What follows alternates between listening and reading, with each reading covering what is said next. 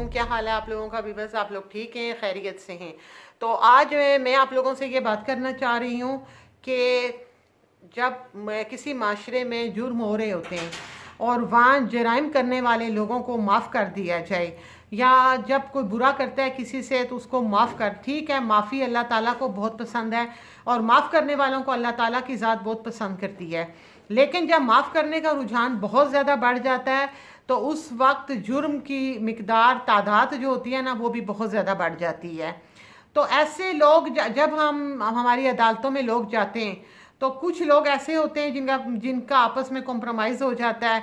कुछ लोग मुकमका कर लेते हैं। जराइम करने वाली पार्टी जो है वो दूसरी पार्टी को, दूसरे फ्रीक को पेमेंट करती है, कुछ पैसे शैसे दे के आपस में मुकमका करते हैं। जब बात अदालत में जाती है, बात फैसले तक जाती है, तो वो लोग वहाँ जाके तो जवाब दे दिया जाता है कि भाई, अदालत में कह दिया जाता है कि भाई हम तो इनको जानते नहीं हैं, पहचानते नहीं हैं।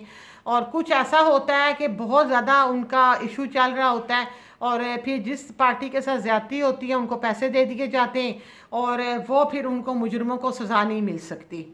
तो हम सब इस बात को बहुत ज़्यादा इस चीज़ को डिस्करेज करते हैं और हम लोग इस चीज़ को, सब लोग यही कहते हैं कि ऐसा नहीं होना चाहिए। जो लोग जुर्म करते हैं, जो जुराइम पेशा लोग हैं, उनको इस तरह हौसला मिलता है। वो कहते हैं हम जुर्म करेंगे और उसके बाद हम लोगों को माफ़ी मिल जाएगी, माफ़ कर दिया जाएगा, या हम पेमेंट करके तो अपनी जान छुड़ा लेंगे।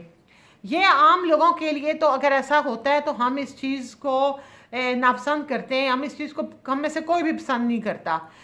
चले कोई मजलूम है और अगर उससे बाय चांस या बाय मिस्टेक गलती हो गई, या वो गलती करना नहीं चाह रहा था, जुर्म करना नहीं चाह रहा था, किसी मजबूरी में उससे जुर्म हो गया, या उसकी किसी सवेर किस्म की मजबूरी की वजह से हो गया और हम उसे माफ़ कर रहे हैं और उसे डिस्करेज कर रहे हैं और हम कह रहे हैं कि चलो माफ़ कर दो, हम अल्लाह के नाम पे माफ़ कर रहे हैं, हम इस बंदे की मजबूरी थी तो उसने ऐसा किया, इसकी सोच गलत नहीं थी, नीयत गलत नहीं थी, बाय मिस्टेक ऐसा हो गया तो माफ़ कर देते, वो एक और चीज़ है।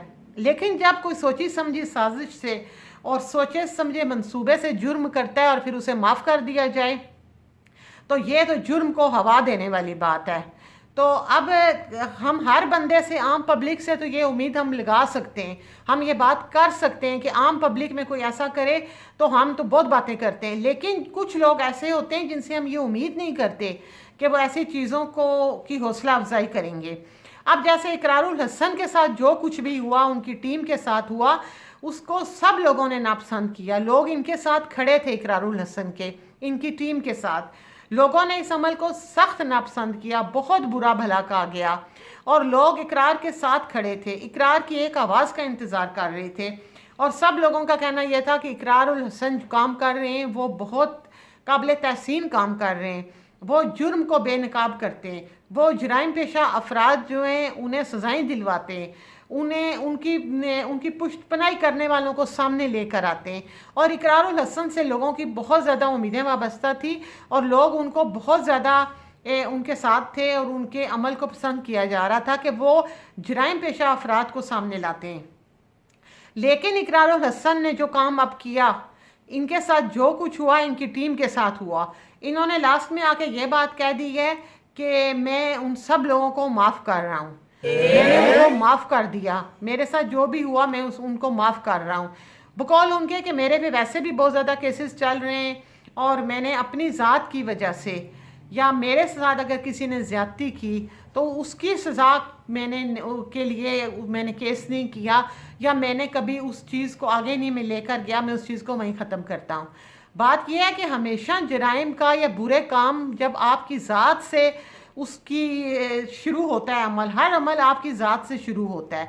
अगर आपके साथ किसी ने ज़्यादती की, आपके साथ किसी ने जुल्म किया, गलत किया और आप उसे माफ़ कर रहे हैं, तो आप किस मुंह से कल किसी दूसरे बंदे को ये कहेंगे, या किसी और इंसान जो ऐसा करेगा आप उसे किस मुंह से मना करेंगे?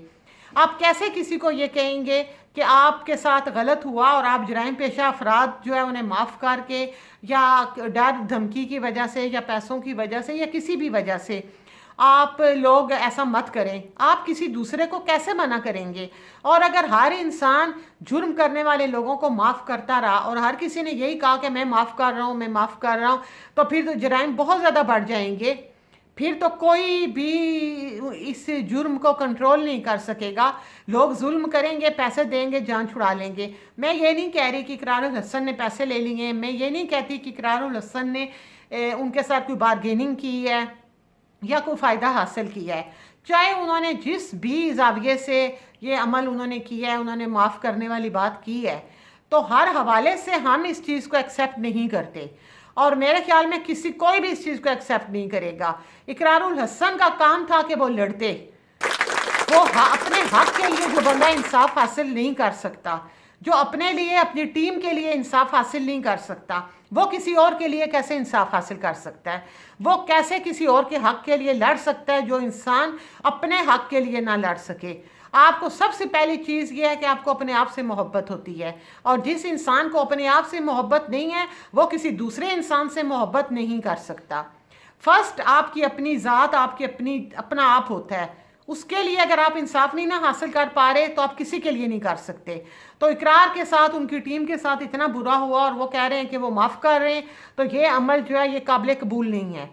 इकरार का ये अमल जो है ये किसी के लिए भी काबिल कबूल नहीं है। और इन्होंने क्यों ऐसा किया, ये चीज़ बहुत से सवालात खड़े कर रही है। अगर इन्होंने बड़ेपन का मुजाहरा किया तो हर इंसान फिर बड़ेपन का मुजाहरा करके और जुर्म यूँ माफियाँ होती रहेंगी और ये मामलात अंदर ही अंदर जुर्म की हौसला अफजाई होगी, और ये अमल इनका काबिल कबूल नहीं है। तो मेरा ख्याल है कि मेरी इस बात से आप सब लोग जो हैं वो इत्तफाक करेंगे। तो इकरारुल हसन साहब को मैं यही कहना चाहूँगी कि आप इस बात की ज़रूर वजाहत करें कि आपने क्यों ऐसा किया।